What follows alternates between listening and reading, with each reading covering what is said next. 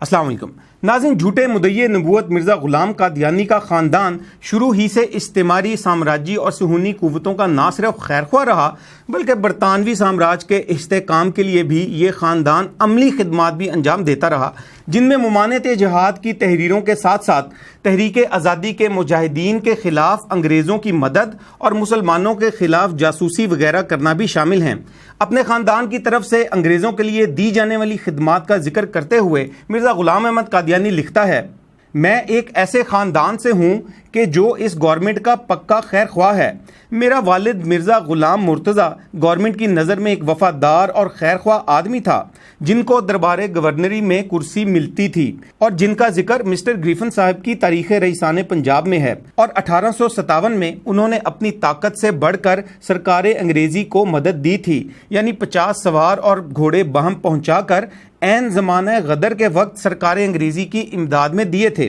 ان خدمات کی وجہ سے جو چٹھیات خوشنودی حکام ان کو ملی تھیں، مجھے افسوس ہے کہ بہت سی ان میں سے گم ہو گئیں، مگر 3 چٹھیات جو مدت سے چھپ چکی ہیں ان کی نقلیں حاشیہ میں درج کی گئی ہیں۔ پھر میرے والد صاحب کی وفات کے بعد میرا بڑا بھائی مرزا غلام قادر خدمات سرکاری میں مصروف رہا، اور جب تمو کے غدر پر مفسدوں کا سرکار انگریزی کی فوج سے مقابلہ ہوا تو سرکار انگریزی کی طرف سے لڑائی میں شریک تھا۔ حوالہ روحانی خزائن جلد 13 صفحہ 4 تا 6۔ تحفظ ختم نبوت، ناموس رسالت، رد قادیانیت، حالات حاضرہ اور دیگر اہم ملکی و بین الاقوامی موضوعات پر مبنی مستند اور معلوماتی پروگرامز دیکھنے کے لیے KTV آفیشیل کے YouTube چینل کو سبسکرائب کیجیے۔